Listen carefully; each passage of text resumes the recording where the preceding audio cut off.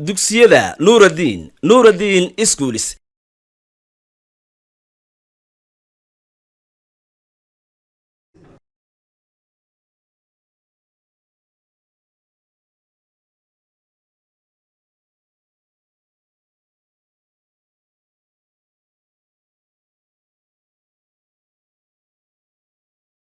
Assalamu alaikum warahmatullahi ta'ala wabarakatuh.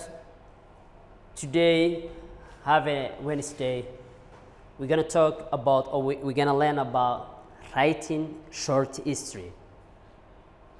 Do you wanna to write a short history, or even the novels or the histories?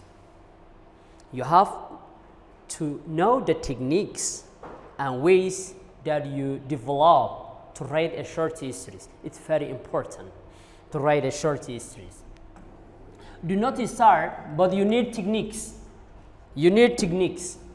First, what is a short history? What is a short history? Short history. Can you answer? A short history is a work of fictional narrative prose. A short history is a work of fictional narrative prose with a few characters, limited setting, and a single major event. Remember, what is a short history? Short history is a work of fictional narrative prose with few characters, people or animals, limited setting, and where and when the history happened, and a single major event like bloods. Okay, these are the elements that you know or to learn when you want to write short history. You need these elements. It's very important. Setting, characters, plot, conflict, point of view, and themes. So these elements are used when you are going to write or to develop a short history or even novel. You need. So some people, they don't know these settings. They can't understand setting or characters or plots and conflict or even point of view or themes. You have to learn one by one. It's very important. So what is setting first? What is setting? Have you ever heard the word setting in short histories? Yeah. What is a setting of a history? Setting of a history. Setting is the time and place, or when and where, where. Time and place, or in other words, when and where. Of the history, where did this history happen? It happened in the sea, or in the sky, or in a house, or in the bush, or etc., or in a peak of a mountain. So if today you have to learn the word setting in a short history. So setting is the time and place, or when and where of the history. It's literary element of literature, used in novels, short histories, plays, films, etc., and usually introduced during the exposition. Exposition means beginning of the history, along with characters. Characters are the people. So when you want to develop or write a short history, you have to remember setting. You have to have a setting. If you don't have a setting, you can't develop a short history. The setting may also include environment of the history. It's the environment of the history, which can be made up of physical location, climate, weather, or social and cultural surrounding. All this, you have to consider all this one. So setting is a time and place, or when and where of the history. Where did this history happen? When this history happening? What about characters? You have to learn today characters. Characters, people they say manners, but it has another meaning. But in this case, or in context of short history, we say character is a person, animal is being a creature or thing in a history. The people or the thing or the animal in the history. If you are talking about a lion who nearly killed a man, or cows, or people, or women, or etc. So character are the people or the actors of the history. Okay, writers use character to perform actions. The people who are doing actions or speak dialogue. Moving history along with plot line. A history can have one character, protagonist, and still being a complete story. The most important character it means is protagonistic and still be a complete history. This character conflict may be an inner with him, herself, or conflict with something, or conflict something with nature, such as climbing a mountain. Yeah. Or most histories have multiple characters interacting with one of them, antagonistic, causing conflict. Yeah, there is a conflict between protagonist and antagonist. Yeah, if a man and a lion, for example, man to man, man to nature, or man to society, etc., or man to himself, like that. So in this section, or this, we're going to talk about characters, the people. Remember, the people or the animals of the history, or the thing. These are the characters. People, these are people. That's the character. Animals, like tiger, lion, fox, etc. Or creature, another thing. So these are the characters. If there is no characters, if there are no characters in your history, there is no history. Okay, what is a plot? Plot. In this section, you have to learn a plot. What is plot? Plot of history, or plot of history. A plot is a literary term used to describe the events that make up a history, or the main part of a history. Another simple word, plot is the series of the history, like beginning, middle, and the end of the history. Films, plays, novels, they have beginning and end. So this is the plot, the structure of big introduction, etc., and conclusion. Okay, the structure of a novel depends on the organization of events in the plot. Once upon a time is the beginning of the history. Once upon a time. Okay, primary elements of life. Okay, there are 5 main elements in a plot. Today you have to learn there are 5 elements of plot. Plot have 5 elements, has 5 elements. Number 1, exposition. What is the exposition? In the introduction. If you can't understand the word exposition, in this context, or in the case of short history, we do mean introduction, or the beginning of the history. This is the beginning of the history, where characters and setting are established. Characters and a setting are established. The conflict or the main problem is introduced as well. So it is the introduction of the history, exposition. What about rise in action? Rise in action. Rise in action, it means rise in action which occurs when the series of events build up the conflict. The main characters are established. There is a rising, like that. For example, look, this is the exposition or the beginning.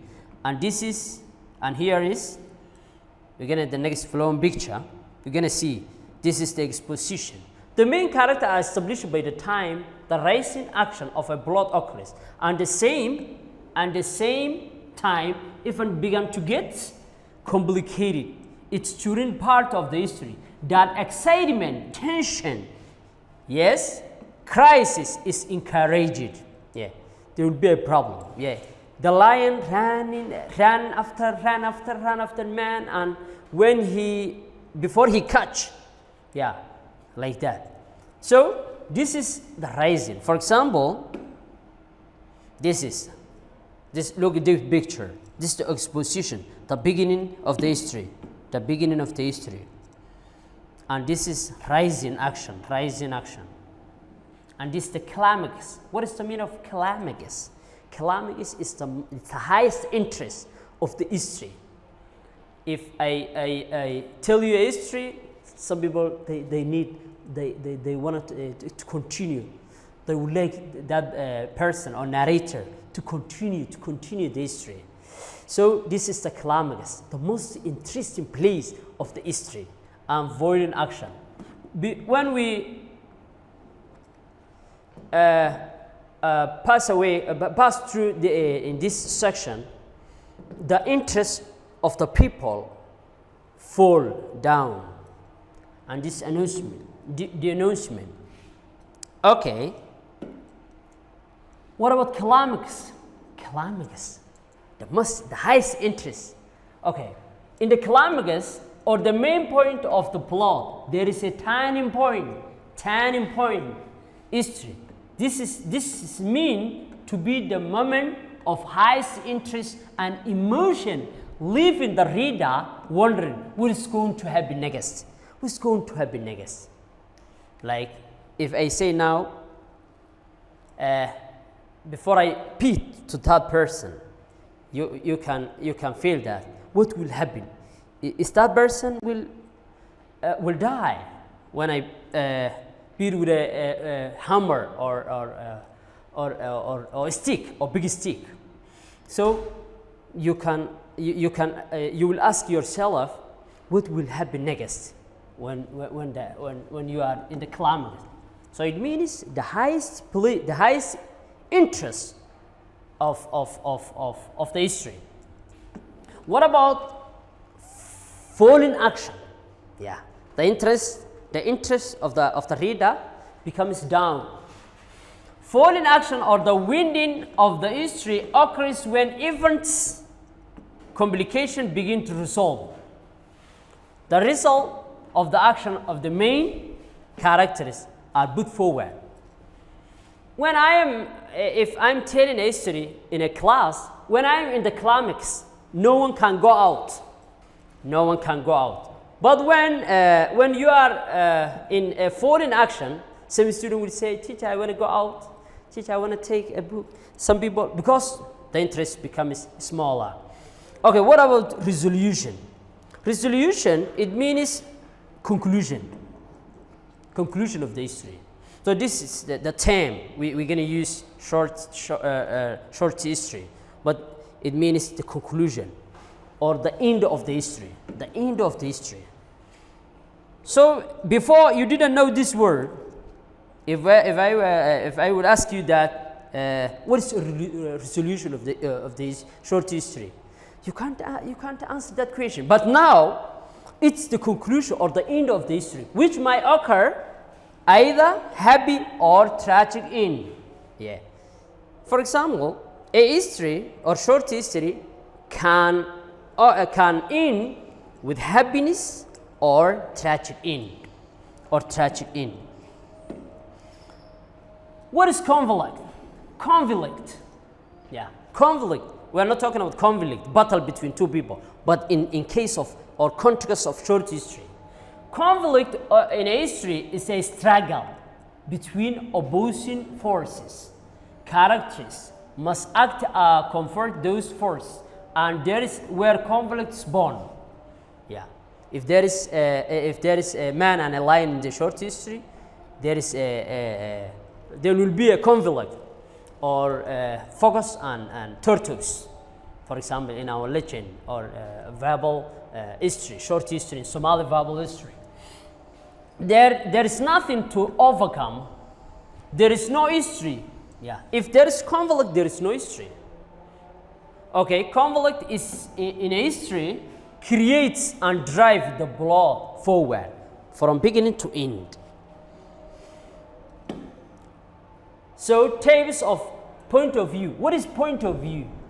Point of view. Point of view. Two. First, based on the number one is based on first person, I, or if you are telling the history, it's a point of view which the history is narrated. What is the point of view first? Point of view. Students should understand point of view before we start. It's the way in which the history is narrated. How you are narrated the history. It is the method or vantage point that writers use to tell the history. Okay, is this history telling by first person or third person or third person? For example, types of viewpoint. First person, the narrator, using word I. If the narrator uses I tells the history and participate in it, we're gonna say first person or you. For example, I turn it back to my bucket and sponge, and I could feel the tears burning in my eyes. This is you. So this is the first person because you use I. I turn it back to my bucket and sponge, and I could feel the tears. I could feel the tears burning in my eyes. I wanted so much to go to the ball, but my stepsister would not hear of it. So this tells you that you are the first person. You are the narrator of the history. So few points is the way in which the history is narrated. It is the method, the vantage point that the writers use to tell the history, either first person or third person. So this is first person. What about third person? Limited third person. Types of viewpoints. The narrator who is not in the history. Narrator is not in the history. Tells the history through the use of she or he. We're talking about people. The narrator cannot see into the minds of the characters. Yeah, you cannot see the minds or you in your eye or the characters of the people. So this is the third person. She was climbing the mountain. She was going to school like that, or he was in the battle. So this is the type 2. Tears, for example, tears in her eyes. Cinderella is a name. Cinderella turned back to her pocket and sponge. She jumped when the door to the room stumbled behind her as her stepsisters left for the ball. Yeah, you are talking about another person, but when you are talking about yourself or you are the narrator, it's the first person. Okay, what is the theme? Theme of the history. Theme of the history. Theme of the history. Theme. The theme is the history. It's the main idea of the history. Yeah. What is the theme of the history? Theme. Theme of the history. It is the main idea or the controlling idea of the history. The message it conveys. Writer intends to communicate telling the history. So we have 5 elements: setting, and plot, characters, theme. You have to use these elements when you wanted to write a history. Element, setting, character, you know. Okay, you know all of this one is. So this is the theme, the message. Every short history conveys a message or tells something. either talk about cowardice or bravery or etc. So remember that every history conveys or communicates a message. Okay, thank you very much for your watching. That is the end of our lesson today. Next week we will meet inshallah. I say to you assalamu alaikum wa rahmatullahi wa barakatuh. And now write and develop a short history, because you know the elements of short history. I say to you assalamu alaikum wa rahmatullahi ta'ala wa barakatuh.